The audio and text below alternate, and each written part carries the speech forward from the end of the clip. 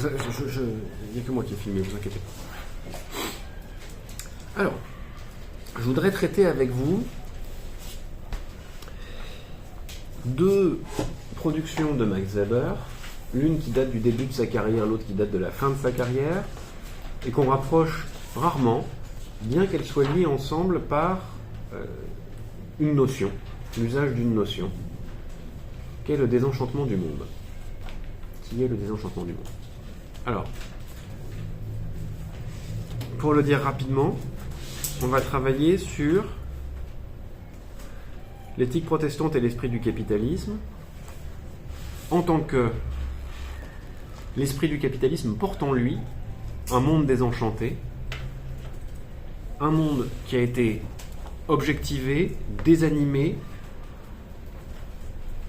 sorti des mises en récit traditionnelles, désacralisé, de telle sorte que l'action économique puisse le mettre en exploitation sans limite. C'est pas encore la peine de prendre des notes, hein.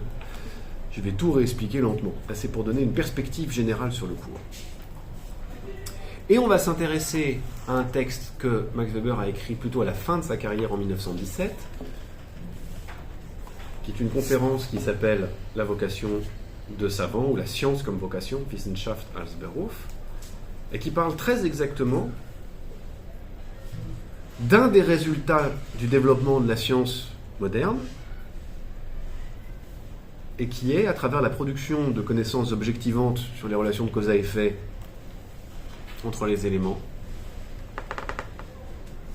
un désenchantement du monde. On va s'intéresser donc, en considérant les deux à la fois comme cause et conséquence, à la science dans un monde désenchanté et le capitalisme dans un monde désenchanté, avec au milieu le désenchantement comme notion centrale. Bon, c'est un cours dense qui va aller vite, n'hésitez pas à m'interrompre. Voilà.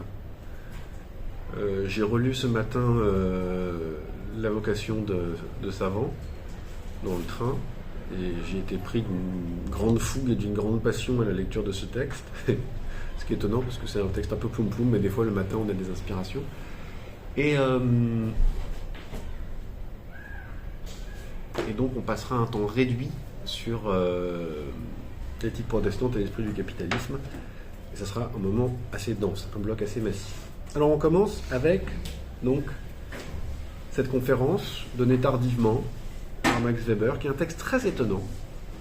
Une conférence donnée à des étudiants en 1917 sur la vocation de savant. Et qui va réfléchir au problème suivant: quel sens ça a de faire de la science aujourd'hui, pour soi et pour les autres? Quel sens ça a pour une jeune personne allemande en 1917 de devenir scientifique dans les institutions universitaires allemandes? Et que signifie pour la société allemande en l'occurrence, mais pour l'ensemble des sociétés occidentales, le fait de tolérer en leur sein le développement d'une science et d'institutions scientifiques.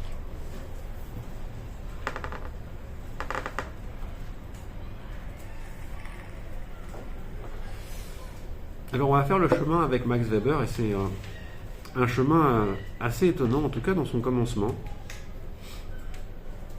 Il s'adresse aux étudiants d'une manière très triviale, très simple. Et il leur dit, bon, comment est-ce qu'on entre dans les professions scientifiques? Comment est-ce qu'on entre dans les professions scientifiques? En Allemagne aujourd'hui, on devient Privatdozent, ce qui veut dire on devient maître assistant. Ce qui est une situation à la fois très inconfortable et confortable. On entre dans les sciences parce qu'on est un bourgeois, qu'on a de l'argent, et qu'on peut donc devenir Privatdozent puisque cette profession n'est pas rémunérée. On devient autorisé par ses pairs, par les autres enseignants, à donner des cours, mais il faut être capable de se nourrir soi-même par ses propres ressources. Et donc il nous dit ultra majoritairement, c'est son cas, hein, ce sont de jeunes bourgeois qui deviennent maîtres assistants. Alors ensuite, on n'est pas obligé de travailler trop, puisque de toute façon on n'est pas payé. Et puis on n'est pas obligé de courir après le succès, parce que de toute façon on va vous tolérer, puisque dans le fond, vous n'êtes pas payé pour ça, donc c'est une espèce de loisir. Mais nous dit-il, le modèle allemand est concurrencé et de plus en plus écrasé, et il a vocation à disparaître derrière un modèle américain, qui lui est totalement différent, dans lequel les nominations et l'administration de la vie universitaire possèdent une bureaucratie importante. C'est la bureaucratie qui décide comment fonctionne l'université au nom d'une rationalité centrale, d'une rationalité bureaucratique.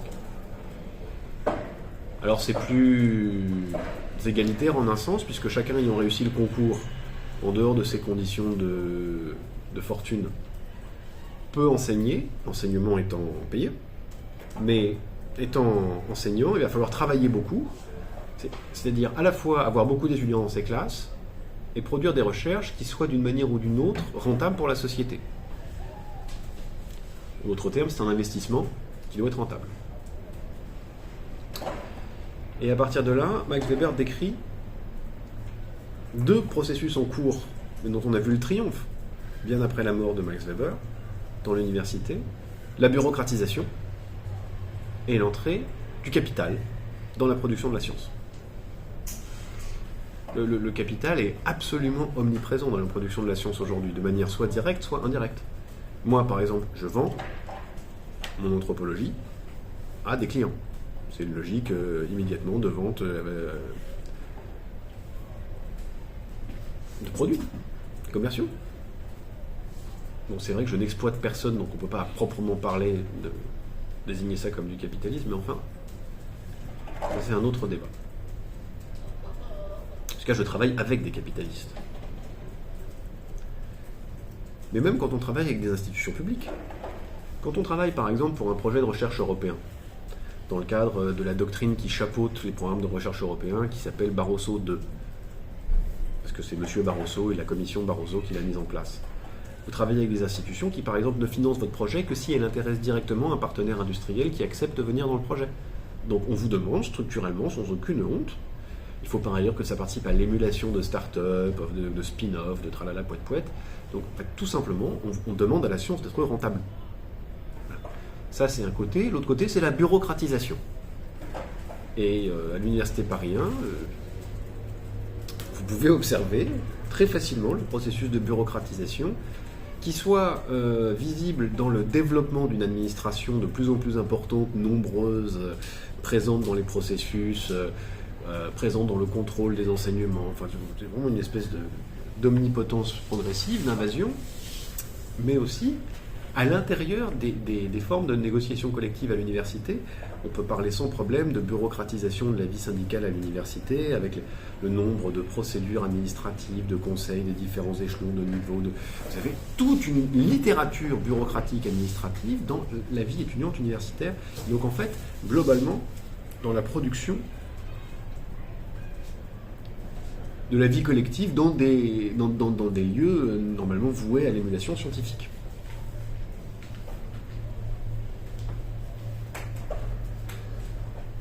Vous pouvez prendre comme ça des grandes institutions de recherche, vous savez, comme l'Institut Pasteur ou le CEA, le Commissariat à l'énergie atomique, dont des pans entiers, par exemple au CEA, tout ce qui n'est pas militaire, dépendent d'un mode de financement par projet, où il faut aller chercher à l'extérieur son financement, notamment à travers les financements de projets européens. Et en fait, quand vous regardez des ingénieurs ou des chercheurs là-bas, mais ils passent jusqu'à 80% de leur temps à des paperasses, que ce soit pour gagner des appels à projets ou pour faire du reporting des appels à projets. Voilà. Donc on peut véritablement parler d'une vision extraordinairement futuriste qu'a Max Weber en disant la science est en train de se faire coloniser par le capital d'un côté, la bureaucratie de l'autre.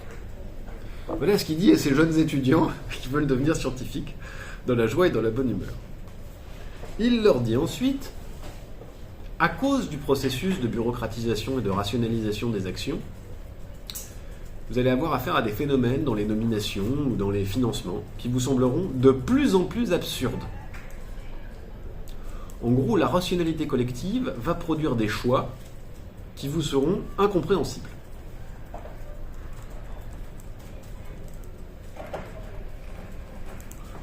Et c'est un phénomène qui est assez simple à comprendre. Plus vous vous soumettez à un système complexe et vaste, plus la rationalité qui produit les décisions est éloignée du lieu où vous pensez les situations. Et par conséquent, vous allez être amené à faire face à des rationalités institutionnelles qui ne sont pas du tout les rationalités individuelles et que vous n'êtes pas capable de comprendre. Pas parce que vous n'êtes pas fort, parce que vous n'avez pas les éléments pour les comprendre. Vous n'êtes pas à la place des administrateurs.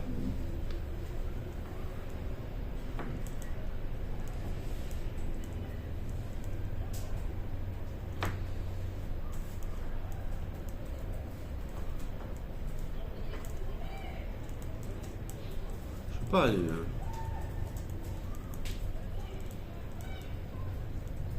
Je suis un administrateur des caisses de retraite. Je me rends compte qu'il y a de moins en moins de gens qui cotisent et de plus en plus de gens qui bénéficient des retraites. Donc j'ai de moins en moins de ressources pour de plus en plus de gens qui ont droit à des ressources. Zut, comment fais-je? Je vais chercher à réattribuer mes allocations de telle sorte que ça tienne. Et je me dis, tiens, je me rends compte que il y a beaucoup de ressources qui partent dans des situations de fragilité où je dois donner un supplément pour accompagner les fragilités. Je veux être sûr que cette dépense est bonne, parce que j'ai de moins en moins d'argent. Donc rationnellement, je vais évaluer toutes les situations individuelles à travers une procédure non pas subjective mais objective d'évaluation de la fragilité. Donc je vais créer un dispositif qui sera le même partout en France pour mesurer matériellement la fragilité des individus. Est-ce qu'ils ont encore de la force de préhension? Est-ce qu'ils tiennent debout? Est-ce qu'ils perdent du poids? Est-ce qu'ils perdent l'équilibre? Choses comme ça. Au lieu qu'une simple personne, assistante sociale, travailleur social, attribue un statut. Ou alors que ce soit déclaratif. Je veux objectiver la situation de fragilité pour réduire mes coûts et éviter les fraudes. Mais du point de vue individuel, que ce soit de l'assistant, l'assistante sociale ou de la personne qui est évaluée, l'évaluation est forcément complètement abstraite, absurde, débile, éloignée, lointaine. Je suis fragile parce que je suis en dépression, que je suis engueulé avec toute ma famille et que personne ne veut venir me voir et vraiment ça me casse les reins. On me demande de serrer un truc. Ça va pas ou quoi? Je me débrouille bien, je suis pas du tout fragile dans toutes les situations de ma vie, mais en fait, grâce à certains trucs qui me motivent énormément, je tiens, alors que la santé est hyper fragile, que je boitille, que j'ai les doigts complètement raidis par un boulot, je suis incapable de serrer quelque chose. D'un côté, tout me crie fragile, et je vais être identifié comme robuste, comme solide. De l'autre côté, je vais être identifié comme fragile et je vais le prendre comme une insulte, moi qui me sentais être complètement solide, et je vais être livré à des services sociaux qui me font peur comme tout. Bon, bref, vous voyez? C'est l'écart qui est produit comme ça par une rationalité collective qui s'applique à des situations individuelles. Voilà. Donc, nous dit Max Weber, moins l'université va reposer sur des relations informelles entre maître et disciple, maîtresse et disciple, c'est pareil, plus vous allez être confronté à quelque chose qui va vous paraître de l'ordre de l'arbitraire. Ça ne sera pas dans le cadre d'une relation fusionnelle avec un maître où vous allez faire carrière. C'est plus du tout comme ça que ça se passe à l'université. Et c'est vrai. Par exemple, même s'il reste des cas de népotisme, normalement, dans l'université française, vous ne pouvez candidater à un poste de maître de conf qu'ailleurs que l'endroit où vous avez fait votre formation. Vous ne pouvez pas faire votre thèse et devenir immédiatement maître de conf dans l'université qui vous a formé. D'accord ? Donc, votre maître ne peut pas devenir votre collègue. Parce que dans un système objectif et rationnel, on ne peut pas accepter l'hypothèse de népotisme, de favoritisme locaux, etc. Voilà. Zut, j'ai trop parlé là-dessus. Donc, capitalisme, bureaucratie, place du hasard et de l'arbitraire. Une université qui sera, par ailleurs, à cause de l'état des sciences, vous remarquerez qu'en fait, il est en train de faire un truc qui est très en avance sur son temps. Il est en train de décrire un paradigme, c'est-à-dire les conditions sociales et culturelles de production de la connaissance. Voilà. Il ne prend pas la science comme quelque chose de neutre. Il dit aujourd'hui, voilà, qu'est-ce que c'est que de produire de la science? Comment ça se traduit concrètement, matériellement? Il nous dit, et ça s'est complètement avéré, ça s'est follement avéré, on va avoir affaire à des scientifiques de plus en plus spécialisés. Voilà. Parce que pour atteindre un certain niveau d'excellence, dans toutes les disciplines qui sont elles-mêmes de plus en plus développées, il faudrait être de plus en plus spécialisé pour pouvoir s'exprimer. Ce qui a pour conséquence, une que Weber aperçoit, l'autre que Weber n'aperçoit pas, c'est que les disciplines qui demandent de la pluridisciplinarité, ou les gens qui par goût font de la pluridisciplinarité seront moins reconnus, en tout cas académiquement, même s'ils ont des grands succès médiatiques, académiquement ils seront moins reconnus, on les traitera de fragiles. Et ça pour moi c'est un corrélatif très important de la spécialisation, le scientifique devient inaudible pour le sens commun. Parlant dans des termes ultra spécialisés, il ne parle plus à personne d'autre. Si je prends mon champ en sociologie, vous pourrez rencontrer des micro-sociologues des interactions spécialisés dans l'évaluation des dispositifs de maintien en autonomie des personnes âgées à domicile. Et qui travaillent là-dessus. Et en ça, ils sont imbattables. Mais quand ils livrent leurs résultats, ils peuvent parler qu'à quelques collègues en Europe. Ou alors ils auront un intérêt poli de personnes qui ne comprennent pas la moitié de ce qu'ils disent. Voilà.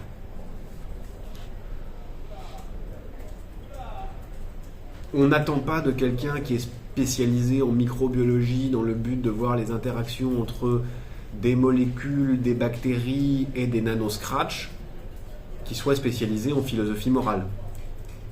Ce qui fait que souvent il ne voit pas venir le conflit d'intérêts qui va lui exploser au visage peu de temps. Bref, peu importe.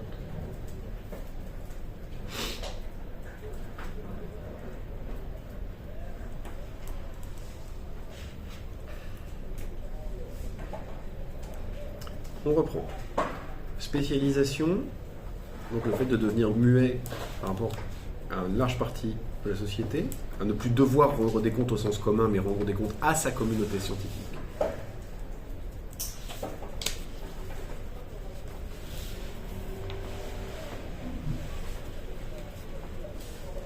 Quand je dis ça s'oppose aux humanités, si vous lisez du Descartes, il y a dedans de la biologie, des propos de physique, des propos qui relèvent de la morale, des propos qui relèvent du politique. On couvre un vaste champ de l'expérience. La spécialisation viendra plus tard.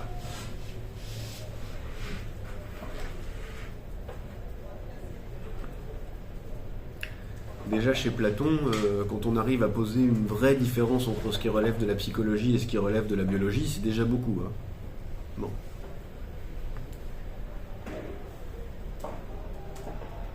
Quoi qu'il en soit. Spécialisation, hasard, capitalisme, bureaucratie. Mais alors, face à tant de choses atroces, c'est abominable.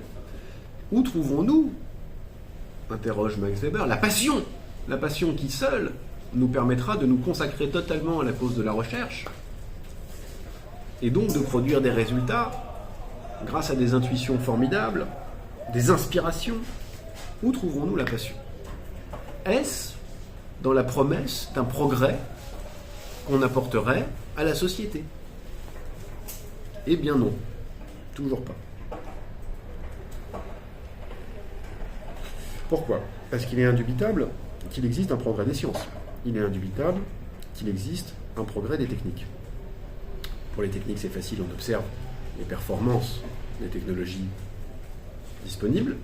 Je ne sais pas, par exemple, faire avec un petit ordinateur 1 million de fois plus de calculs que pouvait produire un énorme ordinateur dans les années 70. Bon, progrès. Mais est-ce que c'est bien? Est-ce que c'est souhaitable? Qu'est-ce que ça signifie? À cela, la science n'apporte aucune réponse. La science ne sait pas répondre à ces questions. La science peut répondre à un problème dès lors qu'on lui donne un but. Par exemple, si vous souhaitez réduire la production de carbone à l'échelle de la planète, la science peut vous dire comment faire. Elle ne peut pas vous dire si c'est bien ou si c'est mal. Voilà. Par conséquent, d'un point de vue moral comme d'un point de vue social, il n'est pas donné au jugement de pouvoir évaluer un progrès social ou moral. Par conséquent, quand on est scientifique, on doit avancer à l'aveugle de ce point de vue-là, en sachant que si on fait progresser la science, c'est-à-dire la connaissance objective du monde, et si on fait progresser corrélativement la technologie, c'est-à-dire les applications de la science, et donc la maîtrise technique de l'existant, on ne peut pas savoir si c'est bien ou si c'est mal, si ça correspond à un progrès ou non pas. On peut savoir, par exemple, qu'on sait de mieux en mieux maintenir en vie des individus humains, quelle que soit leur maladie, on ne peut pas savoir si c'est souhaitable. Et c'est un exemple que prend immédiatement Max Weber. Il nous dit, ben voilà, c'est marrant parce qu'il écrit ça en 1917, ça nous place face à la problématique de l'acharnement thérapeutique. Est-ce un progrès que de pouvoir maintenir en vie des gens qui ne le souhaitent pas? Question. À cela, la science ne sait pas répondre. C'est aussi simple que ça. Mais on ne le demande pas d'ailleurs. Simplement, quand vous entrez en science, vous n'entrez pas là pour un progrès humain. Vous entrez là pour un progrès de la science.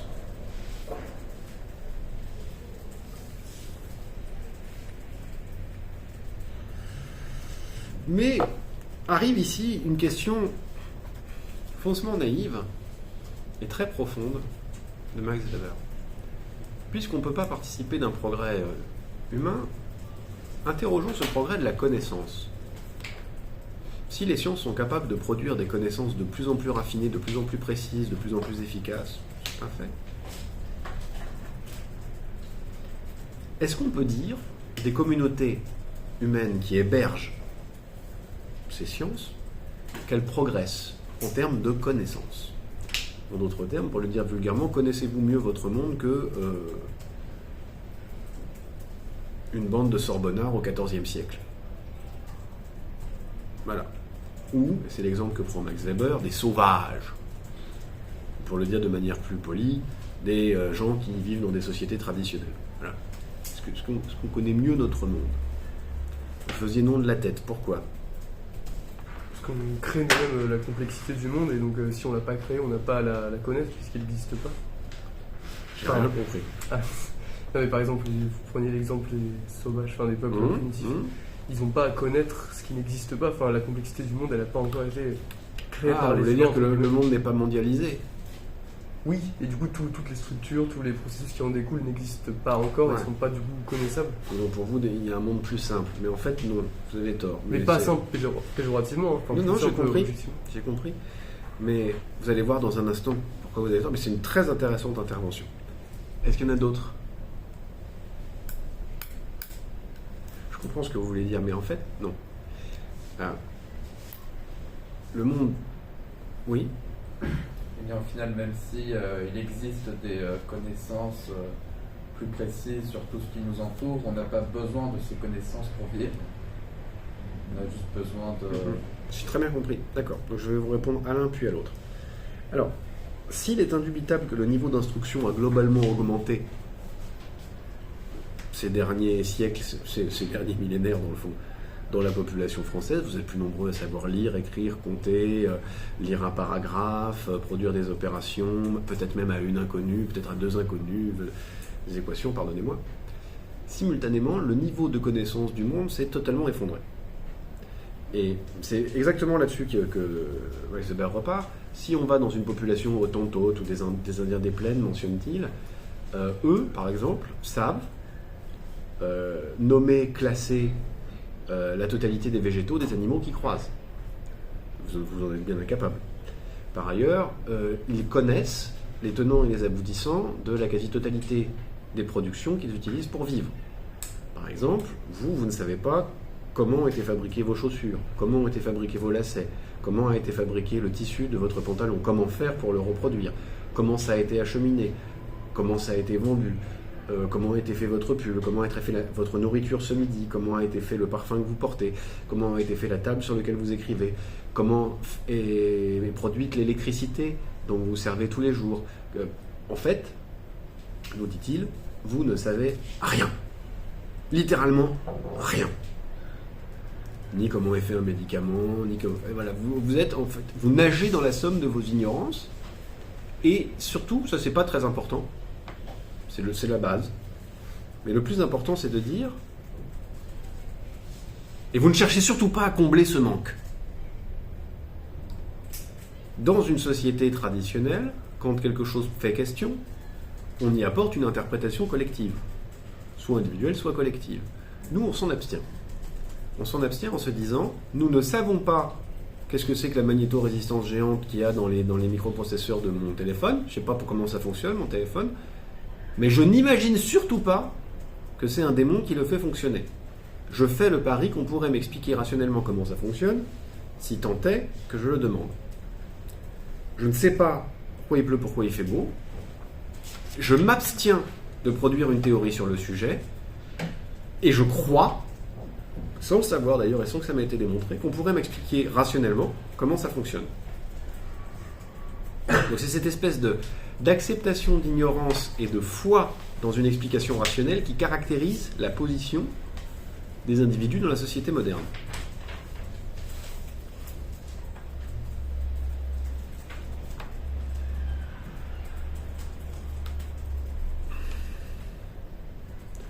Je ne sais pas du tout comment est fabriqué ce téléphone portable, mais je n'imagine pas du tout qu'il existe quelque part au Bangladesh une espèce d'énorme téléphone portable en forme de reine des abeilles qui pondrait des téléphones portables par milliers après avoir été fécondés par des petits téléphones mâles. Ce serait rigolo, mais c'est pas ça. Je ne sais pas du tout comment c'est fait. Parce qu'on a affaire à des processus infiniment complexes, parce que c'est loin de moi, et surtout parce que je n'ai pas développé cette habitude de produire des théories individuelles ou collectives sur tout ce qui m'entoure. Je laisse les choses en suspens, et je ne produis pas de connaissances ou d'interprétations, en quelque sorte ayant une valeur sociale, de ce qui m'entoure. Oui. Il y en a qui font cet effort. Enfin, c'est pas le cas de tout. Ça existe, c'est extrêmement marginal. Ouais. Mais c'est possible. Hein, bien sûr, bien sûr. Imaginons par exemple la chose suivante. Un groupe autour d'une association de production de jus de pomme. C'est un amalgame de choses, mais c'est fictif puisque c'est un amalgame de choses. Donc il y a une association avec un lieu où on peut apporter ses pommes et faire du jus de pomme. Et décide que, en fait, la récolte de jus de pomme ne peut être bonne que si le soir on fait une fête des sorcières autour d'un feu. Et donc, si un jour la récolte n'est pas bonne, on dira c'est parce qu'on a mal fait la fête des sorcières. Excellente théorie, avec un effet social formidable, puisque à chaque fois qu'on fait la récolte des pommes, on fait la fête en plus après, on se retrouve, c'est hyper convivial, etc., etc. Bon. Oui. Mais en fait, scientifiquement, on aurait tout à fait pu démontrer que le lien entre l'un et l'autre n'a aucune forme d'existence. Là, les pommes étaient moins bonnes, il a moins plu, la machine marchait pas bien, enfin, on va trouver la cause.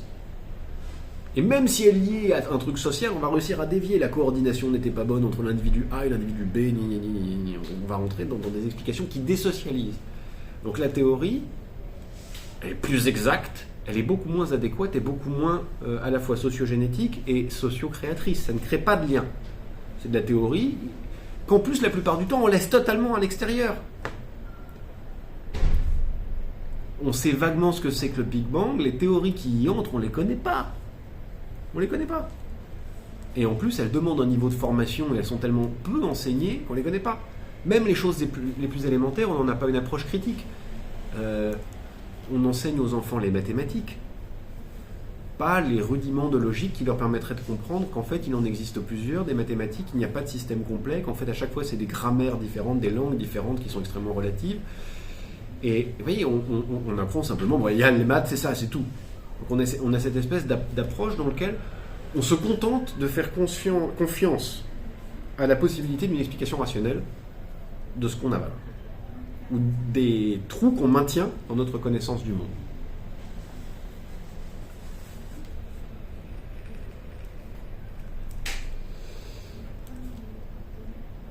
Je peux prendre des exemples beaucoup plus bêtes. Beaucoup plus bêtes. J'achète une pomme. Et dessus, il y a un tampon sur la boîte avec marqué AB. Ce qui veut dire que c'est une pomme issue de l'agriculture biologique qui a telle et telle et telle caractéristique, et c'est de la qualité. Je sais que la pomme, c'est une bonne pomme, je peux prendre la pomme et la manger en toute confiance, puisque j'ai confiance dans le type qui a fait la certification, pas dans la pomme, mais dans le type. Bon. Et puis je me promène moi dans mon verger, je prends une pomme dans l'arbre. Bon je la regarde, je vois si elle est belle, si elle est bonne, et puis je la mange.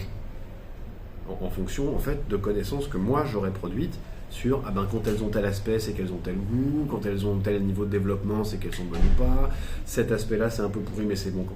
Je vais avoir mis mon expérience au service d'une certification faite maison, si vous voulez, de la qualité de la pomme. Donc, vous voyez, d'un côté, on s'empare avec son expérience individuelle ou collective, c'est à cause du jus de pomme.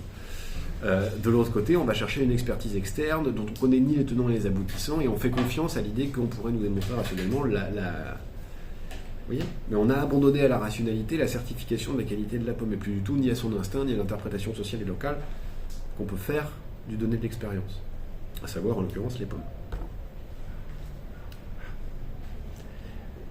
Bon. Alors, l'exemple que prend Max Weber, c'est celui d'un tramway. Il nous dit, dans un tramway, chose de la vie quotidienne, on peut prendre conscience qu'on ne sait rien. Voilà. Vous prenez le tramway, alors ça, vous savez prendre un tramway. Vous savez mettre un ticket dans le tramway, ou un bip, on passe. Mais par contre, vous ne savez pas comment fonctionne l'électricité, vous ne savez pas comment fonctionne le macrosystème technique qui permet la régulation du flux des tramways. Vous ne savez pas comment fonctionne le moteur du tramway. Vous ne savez pas comment fonctionne le réseau intérieur de commande du tramway. Mais il y a pire que ça. Le chauffeur ne le sait pas non plus. Et le technicien qui répare les roues n'a aucune raison de savoir comment on fabrique des batteries. Donc vous voyez là, tout ressort. C'est-à-dire à la fois la spécialisation, le lien avec le marché, et tout simplement l'idée que on ne produit pas de théorie locale pour expliquer, pour rendre compte de l'expérience commune. Pourtant, c'est extrêmement difficile en fait de subir cette purge scientifique de l'expérience commune. Il y a certains domaines dans lesquels on ne résiste pas à l'idée de reproduire de la théorie indigène.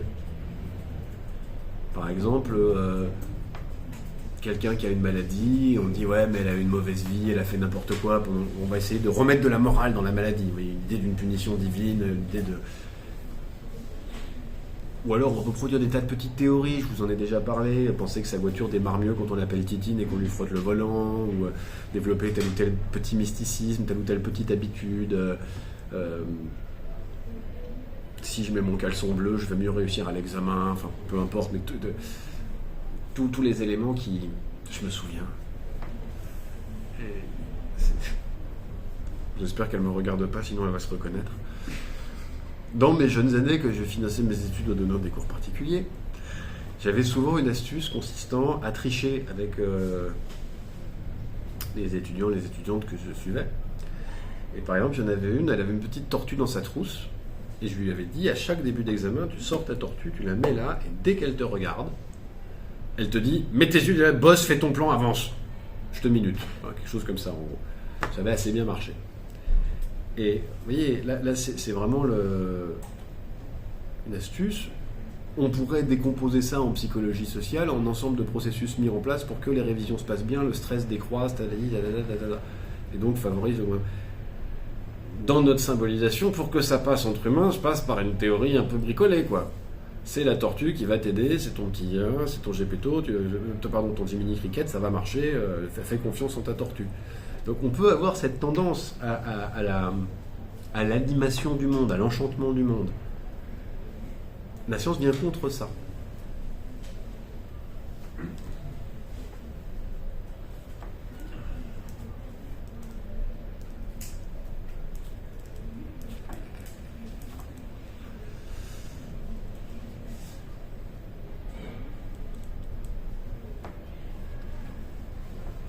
Alors,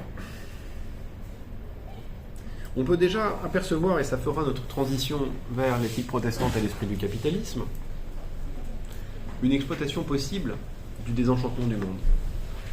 C'est-à-dire le fait de se mouvoir dans un ensemble matériel, désenchanté, c'est-à-dire objectivé, et objectivé à un point que il n'existe plus, du moins dans le registre scientifique, de limite à l'action humaine.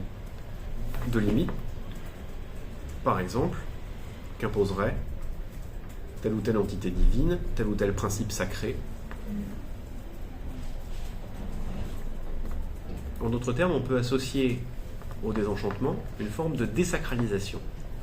Puisqu'on fait échapper le réel au sacré, à travers le désenchantement, on engage une démarche de désacralisation du monde. si quand j'observe des atomes, je n'observe pas Dieu en marche, mais simplement 2 atomes, plus rien ne m'interdit de jouer avec ces 2 atomes pour voir si tout comme par hasard, je ne pourrais pas déclencher une réaction nucléaire en chaîne. Et par conséquent, ouvrir la possibilité d'exploitation permettant de créer des bombes nucléaires ou des centrales nucléaires. Plus rien ne me l'interdit. Plus rien ne m'interdit, si j'ai désacralisé l'existence, de toucher au vivant, de manipuler les cellules, de toucher à la mort, de manipuler le moment de la mort. Voilà. Ça n'est pas la science qui est capable de produire ça. Or, la science prend un champ de plus en plus large dans le commandement de l'action humaine, la science et la technique, et par conséquent, étend le champ du désenchantement et de la désacralisation.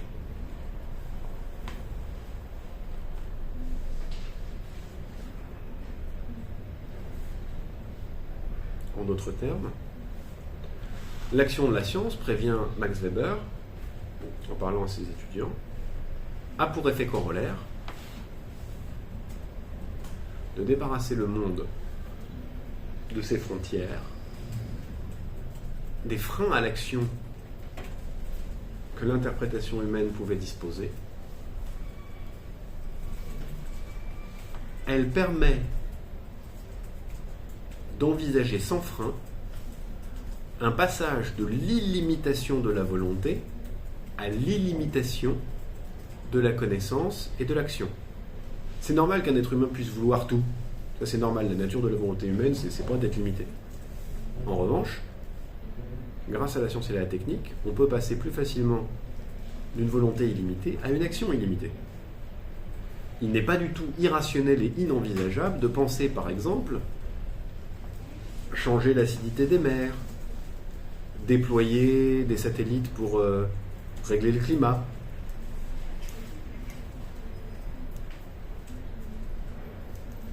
Et même, nous disent les transhumanistes californiens, viser l'immortalité.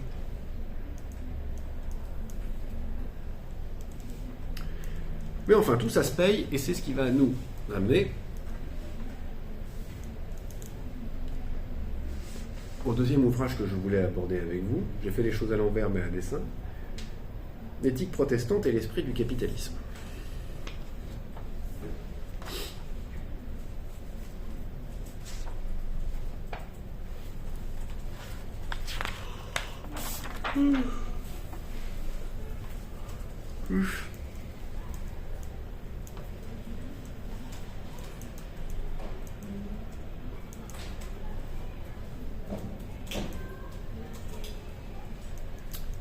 Alors,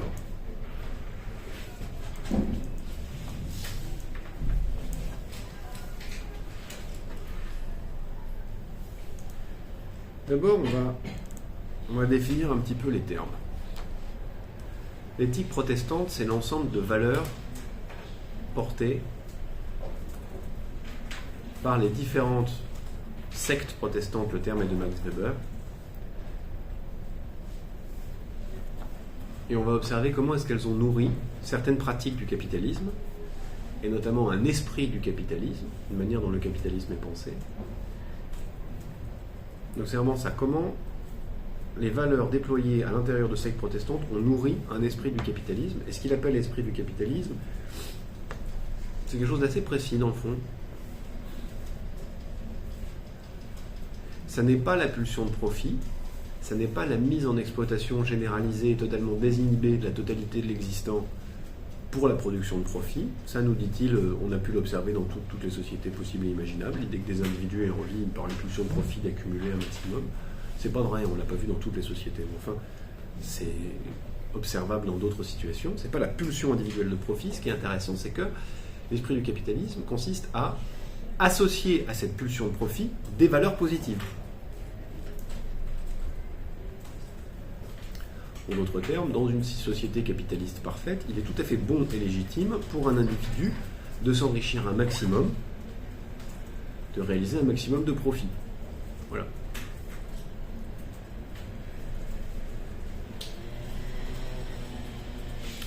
Alors, Max Weber, déjà en 1904-1905, aperçoit une forme de dénaturation, c'est-à-dire qu'il nous dit le capitalisme contemporain, en devenant complètement sauvage, s'est totalement affranchi de son éthique protestante. Néanmoins, on voit encore la trace de l'éthique protestante dans ce qu'est devenu, dans les valeurs que porte le capitalisme.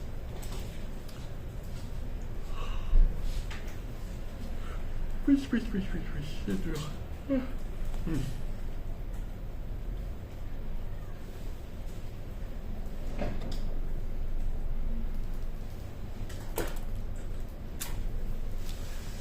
Alors,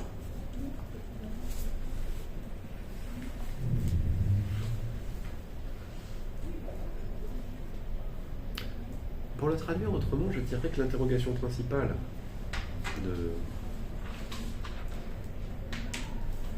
Max Weber n'est pas descriptive. Il ne s'agit pas de comprendre à travers quelles étapes on en est arrivé au capitalisme tel qu'il est observable au début du XXe siècle, ou on pourrait le transposer au jugement aujourd'hui, mais plutôt de comprendre comment est-ce qu'on a réalisé la révolution copernicienne en termes de valeurs, de pratiques humaines et sociales,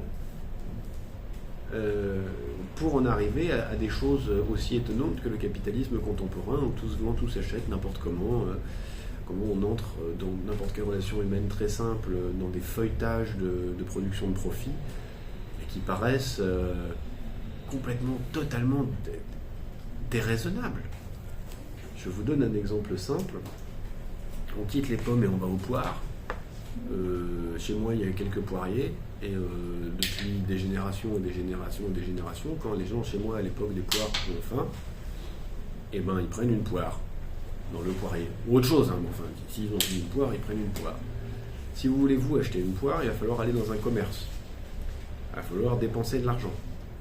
En dépensant cet argent, vous allez acheter un produit sur lequel a été réalisé différents niveaux de profit. Le producteur de graines a fait des profits, le producteur de pesticides a fait des profits, le producteur d'hormones a fait des profits, on donne des hormones pour qu'elles mûrissent pile au bon moment, le transporteur a fait des profits, le producteur d'électricité a fait des profits, le producteur de publicité a fait des profits. Vous avez une espèce de feuilletage incongru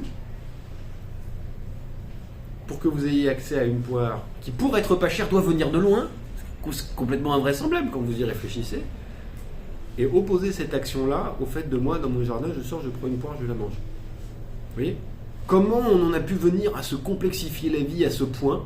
Comment est-ce qu'on a pu, à ce point, vouer toute l'action sociale à la production de profit pour que les actions les plus élémentaires deviennent incroyablement compliquées ? D'accord ? Et là, je vous parle de ça, mais je ne vous ai pas dit boire un verre d'eau. Hein. Parce qu'on ne serait pas loin d'être dans les mêmes conditions. Pour boire un verre d'eau dans un appartement ici, il faut un abonnement à quelqu'un qui va faire un profit. Moi, si je veux de l'eau chez moi, j'ai un puits. J'appuie sur la pompe et j'ai de l'eau dans mon verre. Vous voyez ? Donc, comment est-ce qu'on a pu feuilleter comme ça la société de couches et de couches et de couches et de couches et de couches d'actions qui ne se justifient que par la possibilité de produire un profit ? Voilà. Question de départ. Esquisse de réponse, eh ben, c'est l'éthique protestante qui a nourri tout ça. Comment ? Comment diable ? Juste comme ça, par parenthèse, c'est bien parce que la première partie, j'ai fait plutôt rapidement, donc j'ai un peu de temps maintenant. Il y a un penseur que j'aimerais bien voir multidisciplinaire, qui s'appelle Jacques Ellul, qui a beaucoup travaillé à la sociologie des techniques, qui pour moi est aussi un philosophe protestant, qui a immédiatement réagi à la publication très tardive en France de l'éthique protestante et l'esprit du capitalisme, et qui a réagi très positivement en disant que l'ouvrage était génial et qu'il n'allait pas assez loin, qu'il fallait passer du désenchantement à la désacralisation, etc. etc. C'est-à-dire que ce n'est pas du tout une pensée qui a révulsé les protestants quand ils l'ont trouvé. Juste comme ça pour clarifier. Ça a dû révulser des protestants, pas tous. Ellul, ça s'écrit E-2-L-U-L.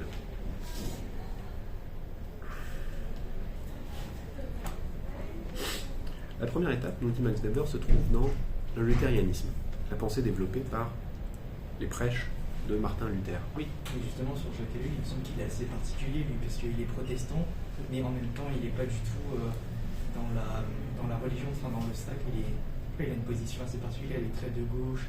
C'est un libre penseur, si vous voulez, traits de gauche jusqu'à un certain point. Lisez ses derniers textes sur l'islam. Vous verrez que c'est un petit peu à contre-courant de la pensée sociétale de la gauche française. Mais parce qu'il est religieux, mais pas parce qu'il est. Je vous laisse juge. Sa pensée des techniques est très intéressante par ailleurs, mais on y viendra peut-être plus tard. Effectivement, c'est une position assez singulière. Alors, on revient au luthérianisme. Le luthérianisme importe dans les pratiques chrétiennes européennes une notion voilà, à laquelle on donne une forme de centralité, qui est la notion de Beruf en allemand, B-E-R-U-F, Beruf qui veut dire le métier, la vocation. Alors, en allemand, Beruf, c'est vraiment le métier. On traduit souvent par vocation. Bon.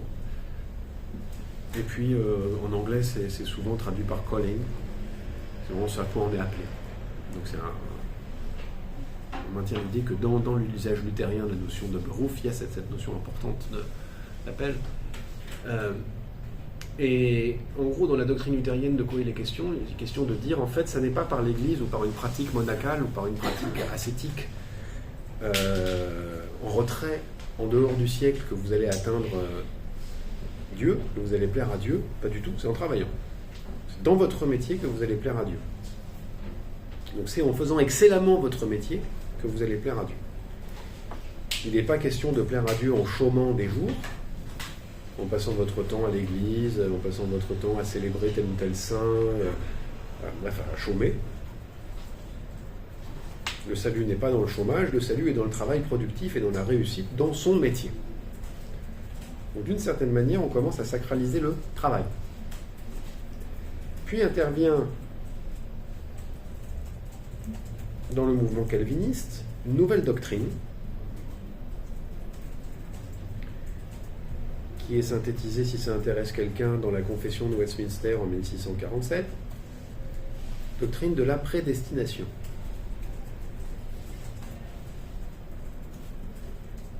Qui implique qu'avant même leur naissance, et selon la volonté de Dieu et pour sa plus grande puissance et sa plus grande gloire, les uns sont destinés au ciel éternel et les autres sont destinés aux enfers. Doctrine qui est interprétée de la manière suivante: ma réussite professionnelle témoignera de mon élection, et donc témoignera de ma prédestination. Je plais à Dieu et je témoigne à la communauté mon élection à travers ma réussite professionnelle. Donc ma réussite professionnelle plaît aux autres, plaît à la société. Il plaît à la société que j'excelle individuellement, puisque je démontre à la face des autres ma prédestination.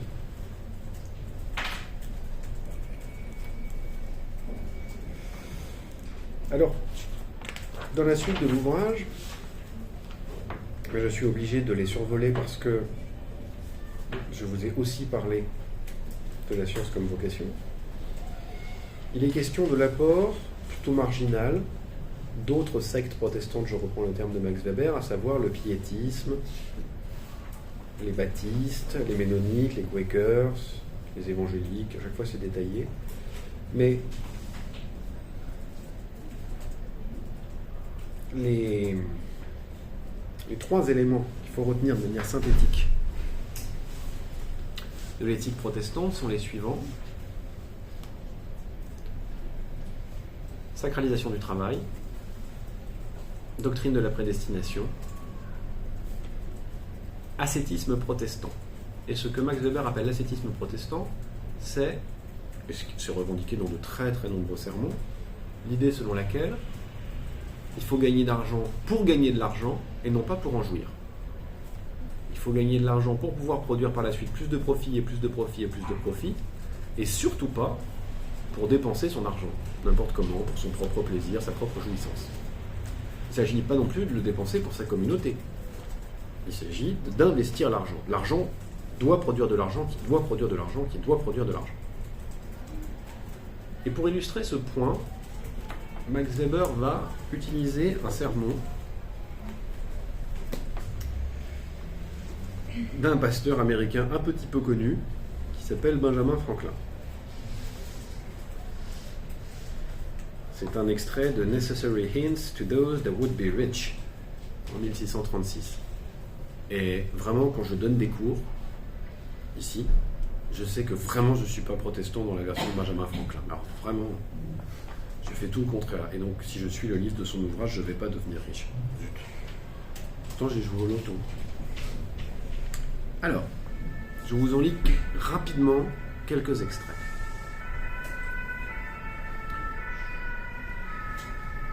Songe que le temps, c'est de l'argent. Celui qui pourrait gagner 10 shillings par jour grâce à son travail et passe la moitié de la journée à vagabonder ou à traîner dans son lit ne doit pas compter qu'il n'a dépensé que 6 pence pour son agrément personnel. Ce sont 5 shillings supplémentaires qu'il a dépensés ou plutôt dilapidés. En d'autres termes, le temps où vous ne travaillez pas, le temps où vous n'êtes pas productif, est littéralement de l'argent dilapidé. Et là, il y a un truc intéressant, c'est la désacralisation du temps. Le temps n'est pas le rythme sacré des choses de la vie, c'est pas une temporalité religieuse où il faut prier tant de temps, faire le carême, tant de temps, se mettre en retraite, tant de temps. Non. Le temps, c'est de l'argent. Et donc le temps doit être utilisé à gagner de l'argent. Quand on ne le fait pas, on déplaît à Dieu. Songe que le crédit, c'est de l'argent. Si quelqu'un laisse chez moi son argent alors qu'il doit lui être rendu, il me fait cadeau des intérêts ou de tout ce que je peux acquérir pendant cet intervalle. On arrive à des sommes considérables quand un homme a un crédit important et en fait bon usage. On voit ici l'assimilation totale de la notion de crédit, qu'on pourrait assimiler à celle de confiance, crédit que je donne à la parole de quelqu'un. Voilà. Ici, ça devient complètement monétaire. C'est plus que de l'argent. La relation humaine, dans le fond, se mesure à la capacité qu'on a d'obtenir ou non de l'argent d'un prêteur. Ça sera développé un peu plus tard dans le texte. Cela montre en outre que tu as la mémoire de tes dettes, tu apparais à la fois comme un homme honnête et un homme consciencieux et ton crédit augmente. Donc à cet endroit-là, vraiment la notion de crédit devient complètement centrale. Vous savez comment ça fonctionne, les cartes américaines aux États-Unis, les cartes de crédit? Non, vous ne savez pas. En fait, vous arrivez dans une banque avec 0 et on vous donne un crédit de 1000. Vous le dépensez. Si vous le remboursez dans les temps, vous allez passer à un crédit de 1100. Si vous le remboursez dans les temps, vous allez passer, etc., etc. Et au bout d'un an où vous avez toujours remboursé votre crédit correctement, vous serez peut-être à 10 000 € de crédit. D'accord? C'est vraiment un fonctionnement dans lequel vous n'avez de l'argent que sur un prêt. Voilà. Ce qui ressemble finalement assez à ce que David Graeber, dans La dette, 5000 ans d'histoire, avait identifié comme la naissance de la pratique de la dette et de la pratique de la suspension de la dette. Personne n'a lu ça ici? David Graeber? C'est un anthropologue américain qui est mort l'an dernier. Et c'est très marrant, il situe ça donc dans les États sumériens, quelques millénaires de notre ère. Et donc, en fait, la situation est la suivante. On invente l'État centralisé. L'État centralisé a une armée qui est capable d'aller chercher des esclaves. Avec les esclaves, on obtient du travail gratuit, et notamment du travail gratuit dans les mines. Avec les mines produites gratuitement, on obtient du minerai. Exploité gratuitement, on a du minerai. Pardonnez-moi. Avec le minerai, on peut faire de la monnaie. Et avec la monnaie, on peut faire quoi? De la dette. Comment on fait? Si seul l'État possède la monnaie, toute personne qui en reçoit, dès lors qu'il faut acheter des choses, on a besoin de monnaie, s'endette. J'ai quelque chose, vous n'en avez pas, vous en avez besoin pour acheter quelque chose, je ne vais pas vous le donner. Je vous le donne en échange d'une dette. Donc on produit comme ça un système d'endettement. Et ce qui est assez génial, c'est ce qu'il identifie, c'est qu'immédiatement après, on a été obligé d'inventer la levée de la dette. Et ça s'appelait retourne chez maman. Ou retourne chez ta mère. Et pourquoi? Parce qu'en fait, comment ça se passe? Une famille s'endette tout de suite pour avoir un champ, des outils de travail, etc. Sa dette croît chaque année, elle ne peut pas rembourser, alors on lui prend son fils, puis son deuxième fils, puis son troisième, sa fille, pour les mettre au service de l'État. Ou de tel ou tel gros propriétaire terrien. Et quand vraiment on est au bord de la révolte, parce que les familles ne peuvent plus se nourrir et n'ont plus d'enfants à faire travailler près de chez elles, mesure de levée de la dette, retourne chez ta maman. Voilà, les enfants qui ont servi à payer la dette retournent travailler chez leurs parents. Bon. Un petit peu de culture générale, ça peut pas faire de mal, comme dirait Guillaume Gallienne. Alors, on continue. Oui, bien sûr, il faut être ponctuel, surtout dans le remboursement de ses dettes, c'est sûr. Dernier point, deux derniers points qui me paraissent absolument fondamentaux. L'un, je viens de le mentionner, garde-toi de considérer comme ta propriété tout ce que tu possèdes et de vivre en conséquence. Donc, l'argent que tu as, c'est pour investir. Mais surtout, et là c'est beaucoup mieux dit, songe que l'argent est de nature productive et prolifique. L'argent peut engendrer l'argent. Voilà. L'argent peut engendrer l'argent. Et donc on a désacralisé le temps, on a désacralisé les relations humaines, notamment les notions de crédit et d'honneur et d'honnêteté. Voilà maintenant qu'on sacralise l'argent.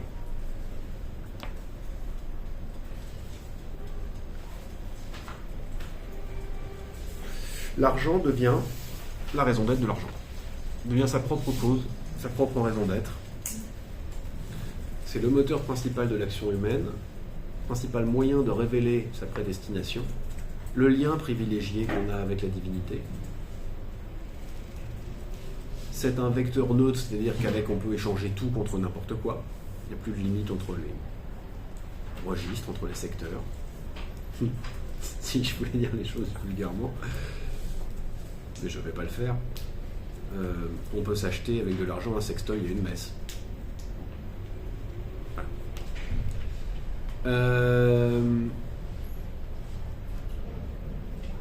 Ou si vous préférez un plug anal et une Bible. Indifféremment. Un pneu et une séance de yoga. Voilà. Donc c'est le vecteur neutre d'échange, mais il est par lui-même sa propre valeur, sa propre justification. En quelque sorte, il est ce qui transcende la totalité des autres actions humaines.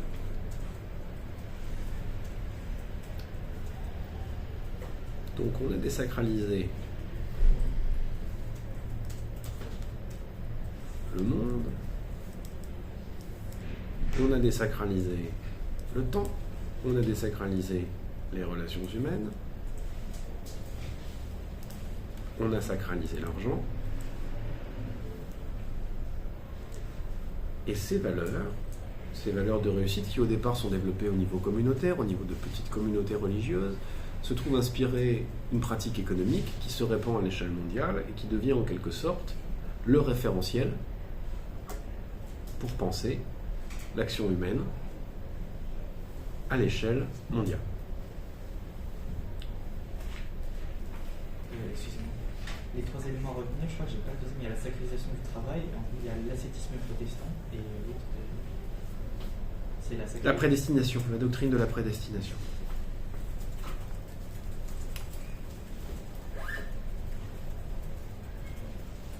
Qui permet en fait de garantir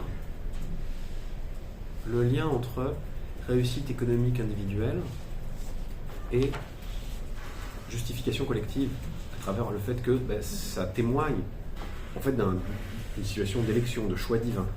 On exprime à travers sa réussite personnelle non pas une utilité collective, mais quelque chose qui transcende ça et qui est une reconnaissance divine, un appel divin.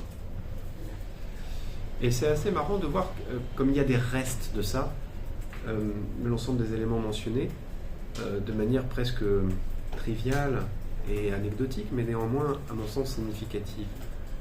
Prenez des grandes figures, je sais pas, Bill Gates, Warren Buffett, grandes figures du capitalisme américain.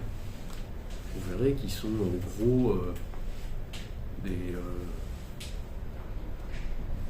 mâles blancs plus ou moins maigres, habillés en habits Célio, quoi. Enfin, c'est des gens qui ne portent pas sur eux des vestes cousues d'or avec des chapeaux en diamant. C'est jamais ça qui est en jeu.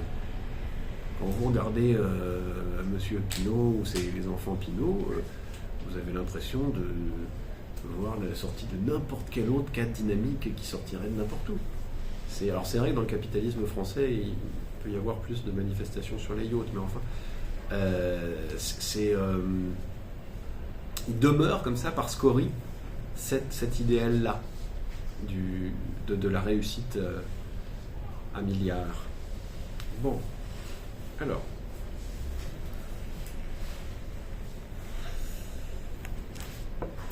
vous voyez, c'est le moment de rejoindre les deux. En fait, on pourrait dire la chose suivante. Nous vivons dans un monde désenchanté. Deux moteurs ici sont identifiés dans le désenchantement du monde. La science et la technique d'un côté, l'esprit du capitalisme de l'autre. Cette désacralisation du monde a permis une illimitation de la volonté et participé à débrider, à délimiter, même si à illimiter presque, la capacité à transcrire dans le réel les limitations de la volonté, et donc voilà, la possibilité d'une action illimitée.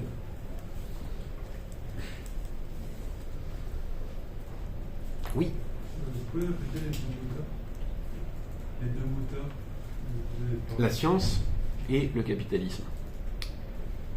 La science moderne et l'esprit du capitalisme.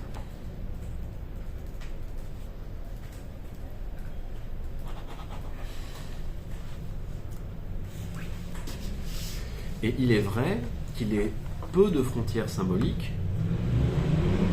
c'est-à-dire peu de frontières qui résultent de l'interprétation du monde collective, qui aujourd'hui brident l'action scientifique, technique et économique. Tiens, est-ce que vous auriez des idées? Je n'ai pas abordé cet aspect-là dans les autres cours, ça pourrait être innovant. Essayons. Y a-t-il des secteurs de l'existant, quelque chose dans le monde, qu'on ne puisse pas envisager de maîtriser, prévoir, vendre? Est-ce qu'il existe quelque chose?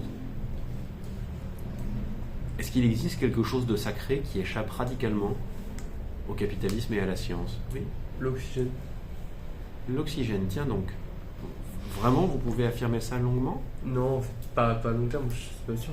Pour l'instant. Alors, à court terme, est-ce qu'il existe des entreprises qui vendent de l'oxygène? Bah, Pardonnez-moi? pour la plongée. Pour la plongée, pour les hôpitaux, des bouteilles d'oxygène. Et par ailleurs, est-ce qu'il existe des tentatives pour mesurer la qualité de l'air à l'échelle mondiale? Et est-ce qu'il existe, dans la transcription technique, des recommandations des scientifiques traduites dans des politiques pour améliorer la qualité de l'air au niveau mondial? Donc non, l'oxygène, ça ne marche pas. Est-ce qu'il existe des domaines encore sacrés? Pas seulement dans l'action humaine, dans la totalité de l'existant. Oui. Peut-être, je ne sais pas si c'est possible, mais la création de clones humains. Je pense que sur des animaux c'est possible, ça a déjà été fait. Et sur des humains, je pense que peut-être dans 100 ans, peut-être les mentalités vont évoluer pour permettre ça. Mais pour l'instant c'est impossible de créer des clones humains. Alors, je vous ferai une réponse de Normand. Peut-être ben que oui, peut-être ben que non. Parce qu'en fait, est-ce qu'il existe des théories, des expérimentations en vue de réaliser des clonages humains? Oui. Aussi bien à l'échelle d'individus que de parties du corps. Est-ce que cette théorie a déjà été mise en application chez les animaux, voire chez des individus humains? Chez les animaux, c'est sûr. Chez les individus humains, il semblerait que ce soit le cas. En Chine, il y avait des gens qui ont déclaré avoir réussi à cloner des humains. Bon. Donc la science s'est débridée, la technique est encore un peu bridée par la morale commune. Et est-ce qu'on pourra faire des opérations capitalistiques autour du clonage? Oui. Oui. Donc ça me semble encore effectivement un élément de résistance quelque part, mais qui néanmoins semble craquer de toutes parts. Et vous voyez là d'ailleurs un moment intéressant de résistance de la morale, c'est-à-dire une donnée absolument pas scientifique, de valeurs qui sont arbitraires, qui sont choisies collectivement, qui à un moment donné se retrouvent face à la science qui elle veut progresser et aux profits qui eux veulent se faire. Et la forteresse morale semble bien fragile par rapport à ces typhons-là. Est-ce qu'on a eu des tentatives de sanctuariser, pour ne pas dire sacraliser, de sanctuariser, à minima, quelques éléments de la vie sur Terre. Est-ce qu'on a essayé de produire des choses dans lesquelles on dit voilà, c'est pas négociable, ni profit ni science. Je sais pas, des propositions de revenus universels, ou je pensais à Bernard Friot, enfin, genre comme ça. Alors, lui, il propose de décapitaliser l'économie. C'est-à-dire, Bernard Friot, il dit qu'il faut qu'il existe une propriété collective non lucrative des outils de production et qu'il ne soit pas une propriété associative, mais essentiellement une propriété nationale. Bon, alors effectivement, là, on sortirait du capitalisme. On ne sortirait pas de la monnaie, mais on sortirait du capital. Donc, plus de propriété privée lucrative des outils de production. Effectivement, et à ce moment-là, on place le travail à l'abri du capitalisme. Tout à fait. Tout à fait. Maintenant, le Parti communiste, dans les sondages pour les élections présidentielles, c'est aux alentours de 2%. C'est vrai qu'on aurait du mal à l'envisager.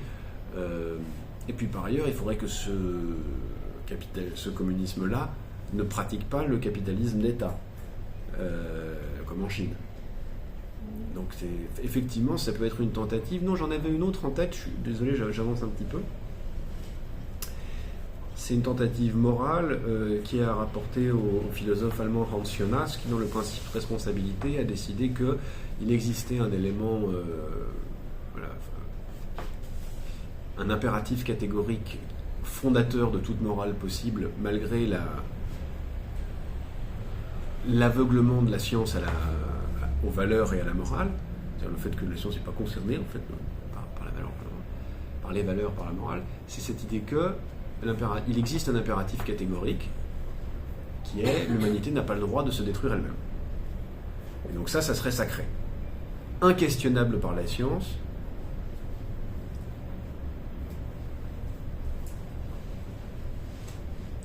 et qu'on ne sacrifierait au nom d'aucun profit. Maintenant, regardons les choses exactement du point de vue inverse. Retournons l'assiette. Dans quel secteur de la vie collective, à l'échelle mondiale, internationale, nationale, locale, familiale, dans quel secteur est-ce qu'on est confronté au fait que nous sommes incapables de penser en dehors du feuilletage de profit qui nous sert de quotidien? Est-ce que vous avez des exemples de ça? Exemple dans lequel on a des urgences qui se présentent, des choses qu'il faut absolument faire, et on n'arrive pas à sortir d'un carcan cognitif qui est que l'action humaine doit d'abord produire du profit. Oui. Dans l'énergie, avec la question climatique, le fait que la production d'énergie pourrait amener à une planète sur laquelle l'humanité ne pourrait pas vivre. Alors, en gros, le raisonnement est le suivant. Vous allez me dire si je caricature correctement votre pensée. Puisqu'il existe assez de pétrole pour griller la totalité de l'humanité et que toute la biosphère s'effondre, il faut augmenter le prix du pétrole ou augmenter le prix de la pollution, augmenter le prix de la tonne de carbone émise, pour que le marché limite finalement, en gros, il faut qu'il devienne rentable de ne pas produire avec du pétrole pour que les gens dépensent moins de pétrole et que la vie sur Terre puisse continuer. C'est de ça dont vous parlez ? Oui. Voilà, effectivement, si vous considérez les crédits carbone, c'est exactement ça. C'est seul un échange capitaliste pourra sortir les gens de la folie capitaliste. Donc c'est seulement en continuant exactement avec la même logique qu'on pourra éviter les effets néfastes de cette même logique. Et effectivement, c'est un domaine de l'action humaine le marché, qui est très intéressant en ce sens que ça montre bien le moteur du désenchantement du monde. Le désenchantement du monde, c'est en quelque sorte pour moi un abandon du monde, une abstraction. Le fait que par exemple, au lieu d'échanger, un cochon contre du travail, on passe par des symboles, la monnaie, et par des symboles de plus en plus éloignés de la vie quotidienne. C'est même plus des sous qu'on touche, c'est des chiffres qui circulent de compte en compte, de l'argent dette pur. Et quand vous voyez qu'on peut échanger 20 fois en une microseconde toute la production d'ananas, de blé, de cochon, de pétrole, d'un continent à l'autre, il y a une vraie négation de la matérialité du monde. C'est-à-dire que c'est des échanges qui se parlent à eux-mêmes. Ça n'a plus rien de matériel. Il y a une matérialité de l'échange d'informations, mais ce n'est pas la question. On fait comme s'il n'y avait pas de matérialité. On nie complètement l'espace-temps, on fait circuler immédiatement la totalité d'une production dans son abstraction qui procède d'une financiarisation. Et dans ces échanges, il y a des profits qui sont réalisés à chaque fois. Mais c'est de l'action qui en quelque sorte ne concerne plus le monde. Effectivement, l'argent engendre de l'argent, sans relation à la matérialité. Et si cette matérialité est détruite par la spéculation, c'est jamais qu'une conséquence secondaire, c'est pas très grave, les profits ont été engrangés. Effectivement. Du coup, je pense que c'est à peu près au même truc, genre au marché financier, à la bourse. Oui. Quand il y a des... Je pense peut-être à la crise de 2008, la crise de 29, directement quand les profits sont menacés, les agents boursiers vont directement récupérer leur argent, vont penser d'abord à eux-mêmes, ce qui va engendrer beaucoup plus d'effets néfastes sur toute la société au final. Donc au final, leur action, elle va être néfaste pour tout le monde.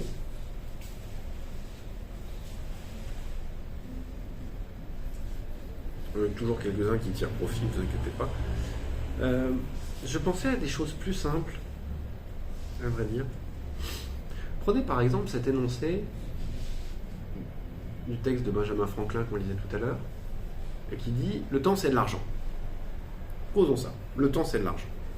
Il faut donc que les agents économiques et techniques soient productifs, en ce sens qu'ils aient une activité qui produise de l'argent.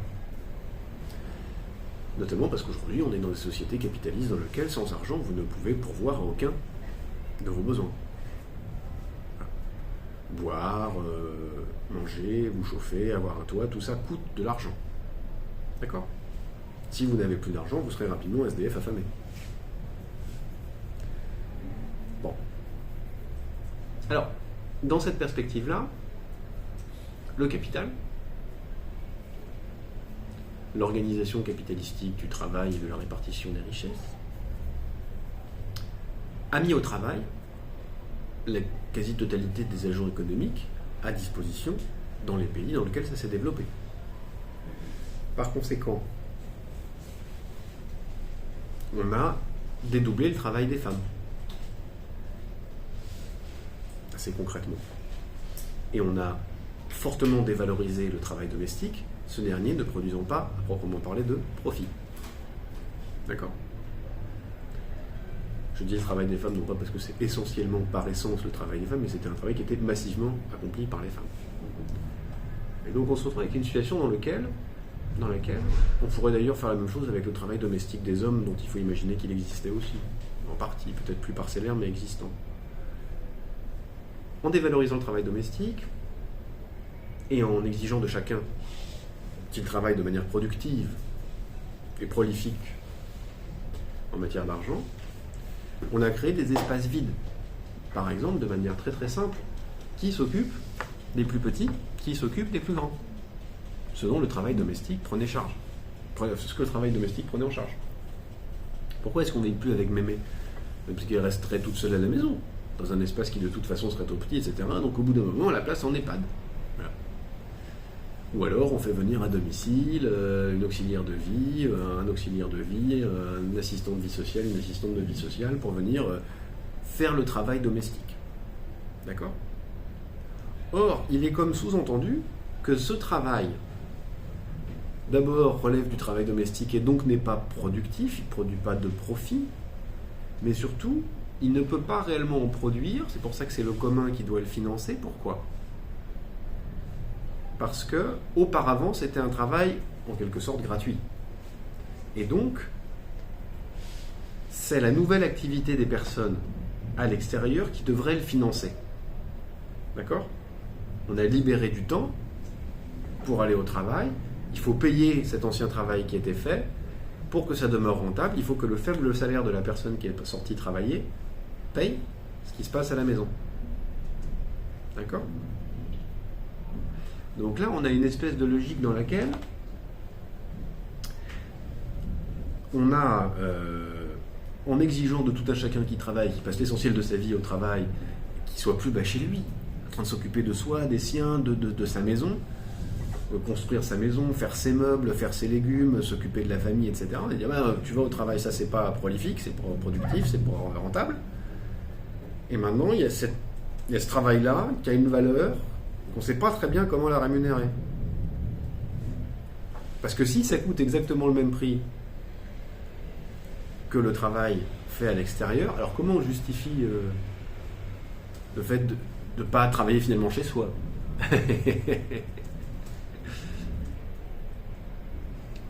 Bon.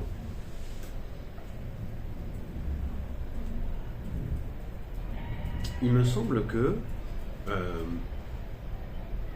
c'est une partie de ce à quoi on est confronté aujourd'hui.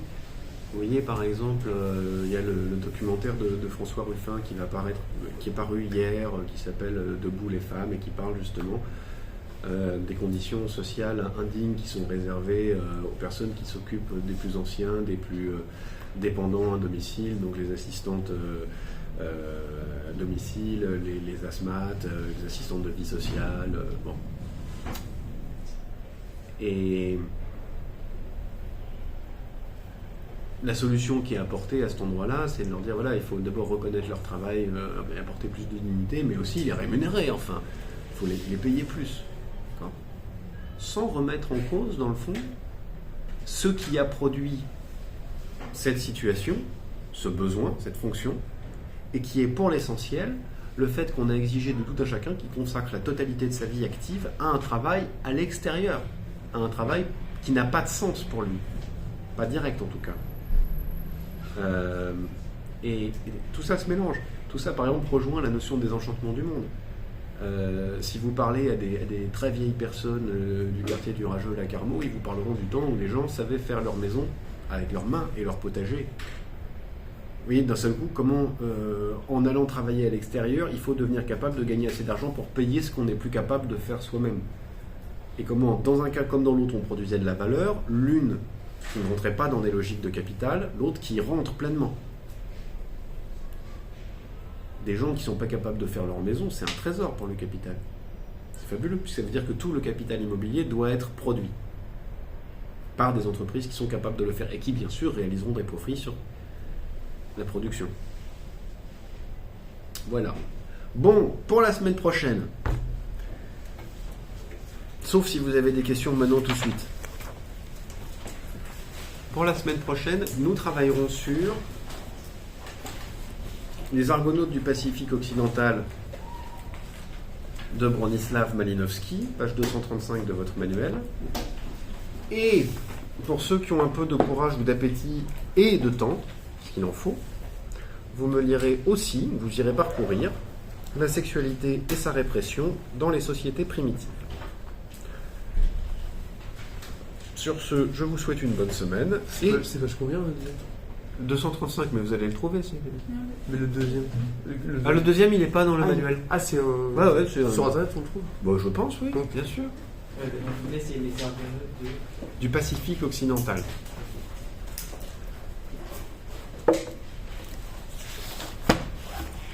Et voilà.